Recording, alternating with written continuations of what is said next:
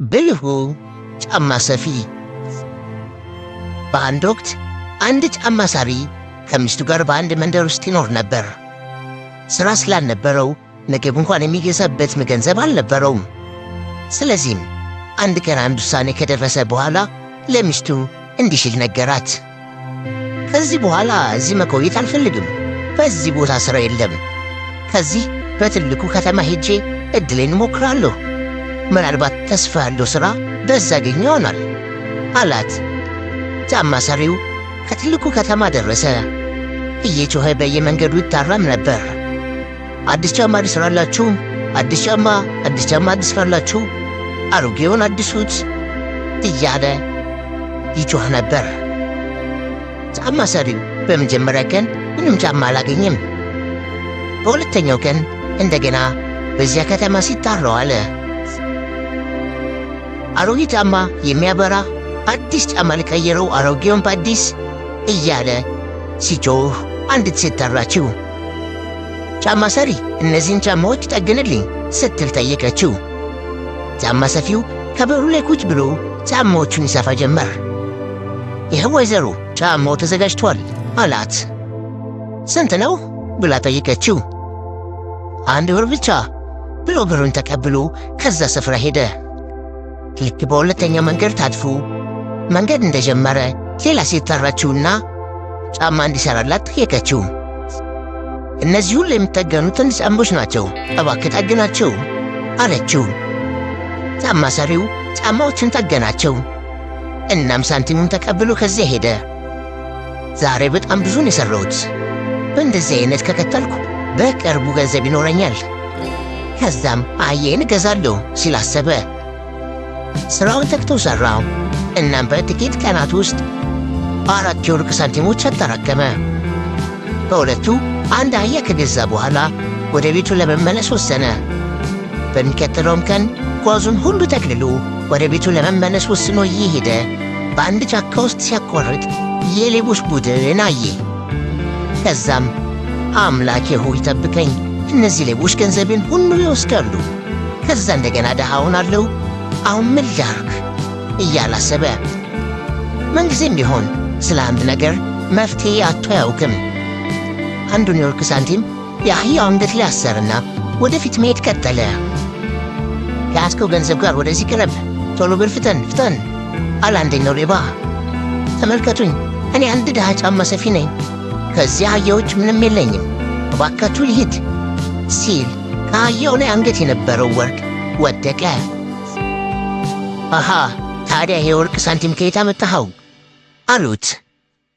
እንዴት ብትደፍረን እንደምትዋሸን ብሎ ሲያስፈራሩት፣ እሺ እውነቱን ልነግራችኋለሁ አለ። ይህ አህያ ወርቅ ይወልዳል፣ የሚያስፈልገኝን ገንዘብ የማገኘው ከዚህ ነው አላቸው። መልካም፣ ይህንን አህያ ልትሸጥልንና ከዛም እንለቃለን አሉት። በፍጹም አይሆንም፣ በፍጹም አይሆንም፣ ከሸጥኩት ባዶ እጄን እቀራለሁ አለ። ለዚህ አህያ እኛ 50 የወርቅ ሳንቲሞችን እንሰጥሃለን አሉት።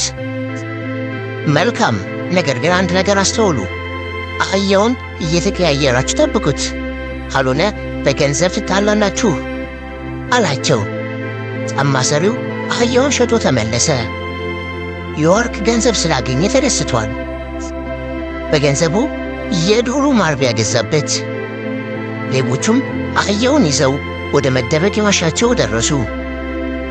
አለቃቸውም እንዲህ ሲል አዘዛቸው፣ እኔ እነዚህ ወንበዴዎች አለቃ በመሆኔ ይህ አህያ ዛሬ ከኔ ጋር ነው የሚያድረው አለ። ሌቦቹ አለቃቸውን በመታዘዛቸው አለቃቸውን የዛንደት በዋሻው ውስጥ ከአህያው ጋር አደረ። ልክ ከእንቅልፉ ሲነቃ አህያው የሚወልደውን ሳንቲም መፈለግ ጀመረ። በዙሪያውም ምንም አይነት ገንዘብ እንደሌለ ተመለከተ። በራቱን በሙሉ ቢፈትሽም ምንም ነገር ማግኘት አልቻለም። የጫማ ሰፊ እንዳታልላቸው ገባው። በመሃል አንድ ሌላ ገባ። አለቃ ወርቁን አገኘህ? ንገረን፣ ምን ያህል ወርቅ ጣለች? ንገረን ሲል ጠየቀው። ዛሬ አህያውን ከአንተ ጋር ስታሳድረው ምን ያህል እንደሚወልድ ታየዋለህ ብሎ መለሰለት። አለቃቸው ለአንዳቸው ምንም ነገር አልነገራቸውም። ምክንያቱም ስህተት እንዳልሰራ ማረጋገጥ ፈልጓል። ሁሉም ሌቦች አህያውን የተቀያየሩ ከራሳቸው ጋር ቢያሳድሩትም አንዳቸውም ግን ምንም አላገኙም። ሁሉም እንደተታለሉ አረጋገጡ። አለቃቸው ሁሉንም ጠራቸው። ያ ጫማ ሰፊ አታሎናል፣ ቀጥተን ልናስተምረው ይገባል ተባባሉ። ይህ የማይረባ ተራ አህያ እኮ ነው፣ በ50 የወርቅ ሳንቲም ይሸጣለን አለ ሁለተኛው። እኛን ለማታለል በሞከሩ ይዘን ልንቀጣውና ገንዘባችን ልናስመልስ ይገባል አለ ሦስተኛው። አዎ ተነሱ እንሂድ ተባብለው ወደ ጫማ ሰሪው ቤት ሄዱ። እርሱም በእርሻ ውስጥ ነበረ። እነዛ ሌቦች ሲመጡን ስለተመለከተ ፈጥኖ ለሚስቱ እንዲህ አላት፣ ስሚኝ በደንብ አድምጪኝ። ሌቦቹ እዚህ መጥተው ስለ እኔ ሲጠይቁሽ ከእርሻ ውስጥ እየሠራው እንደሆነና ውሻችንም እንዲጠራ ላኪው አላት። ለሚስቱም ከነገራት በኋላ ከቤታቸው ጓሮ ተደበቀ። ከዛም እነዛ ሌቦች ደረሱ። ያ ጫማ ሰሪ የት አለ? ጠሪው፣ አሁን ልናናገረው እንፈልጋለን አሏት። ወደ እርሻ ሄዷል፣ እንዲጠራው ውሻችንን ላከው አለችና፣ ሜሉ ሂድና አለቃህን ጥራው፣ ሰዎች ይፈልጉሃል በለው አለችው። ምንድን ነው የምታደርጊው? በእርግጥ ይሄ ውሻ ባልሽ ጋር ሄዶ ጠርቶ ያመጣዋል ሲል ጠየቃት። አዎ ሁሉን ነገር ይረዳል። ባሌ ከእርሻ እየሠራ ከቆየ እናንም ከፈለግኩት ሚሉ ውሻዬን እልከዋለሁ፣ ከዛም መልእክቴን ያደርስልኛል አለች። በዚህ ጊዜ ጫማ ሰሪው መጣ። ኦ አንተ ነህ? ሚሉ ልታናግረኝ እንደፈለግክ ነግሮኝ ነው የመጣሁት አለው።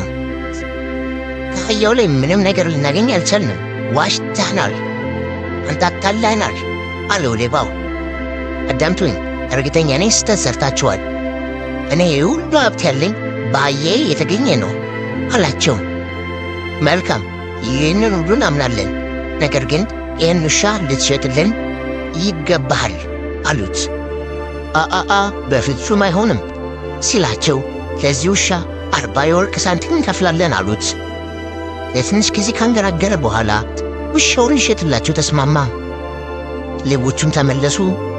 ወደ ዋሻቸው ሲደርሱ አለቃቸው ውሻውን ከነሱ ጋር እንደሚያቆየው ተናገረ። ሌሎቹ ያለውን ታዘው ጥለውት ሄዱ።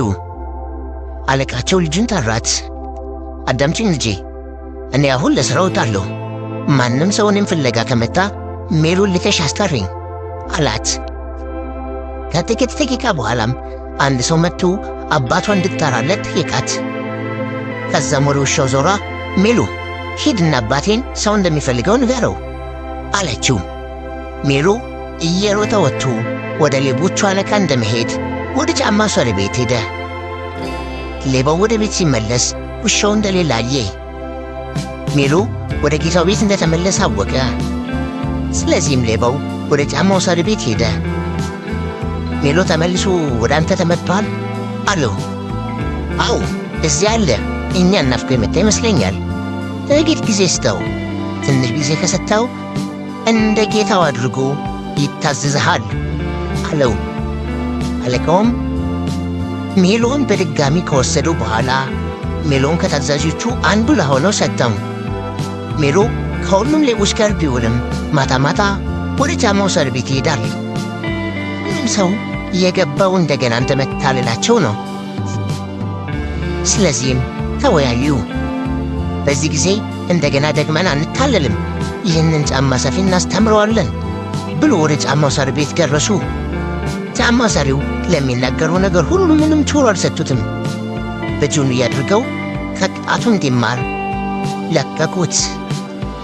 በመንገዳቸውም ላይ በቤተ ክርስቲያን በኩል እያለፉ አንደኛው አለቃ በጣም ነው የሚሞቀው፣ ለጥቂት ጊዜ በዚህ ቤተ ክርስቲያን እንረፍ፣ ስራውን ለመጨረስም አመሻሽ ላይ መውጣት እንችላለን አለው። በዚያ ትተውትም ሁሉም ወደ ቤተ ክርስቲያን ሄዱ። ከዛም አንድ አሳማ አርቢ በዛ በኩል አልፍ ነበር። ጫማ ሰፊውም ድምፁን ሲሰማ አንድ ሐሳብ መጣለት። ድምፁንም ከፍ አድርጎ በፍጹም አላደርገውም፣ በፍጹም አላደርገውም፣ ልቀቀኝ ልሂድ ይላል። አሳማ ሻጩ ድምፁን ሲሰማ ወደ እሱ ተጠግቶ ጠየቀው። ቆይ ምን ተፈጠረ? ምን ሆነ ነው? ማነው እዚህ ጆንያ ውስጥ የከተተህ አለው። እነሱ የንጉሡ ልጅ እንዳገባ ይፈልጋሉ፣ እኔ ደግሞ በፍጹም እሷን ማግባት ፈቃደኛ አይደለሁም አለው። ለምን ወዳጄ እብድ ነህ እንዴ? እኔ በአንተ ቦታ በሆን ይህንን ዕድል ተጠቅሜ ንጉሡን ልጅ አገባ ነበር አለው። እንደዛ ከሆነ ና እኔ እዚህ ጆንያ ውስጥ ልክተትህና ሄደህ ንጉሡን ልጅ አግባ አለው። እውነቴን ነው፣ መጀመሪያ ግን እኔን አስወጣኝ አለው። አሳማርቢው በጫማ ሰፊው ቦታ ጆንያ ውስጥ ገባ። ጫማ ሰሪውም አሳሞቹን እየነዳ ወደ ቤት ሄደ። ሌቦቹ አመሻሽ ላይ ጆንያውን ተሸክመው እየሄዱ ስሙ፣ እዚህ ጭቃ ውስጥ እንውርውረው ተባባሉ።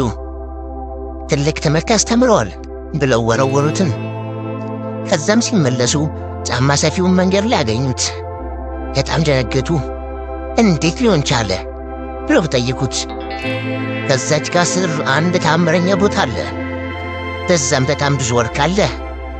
የወርቁም ጠባቂዎች እነዚህ አሳማዎች ናቸው አላቸው።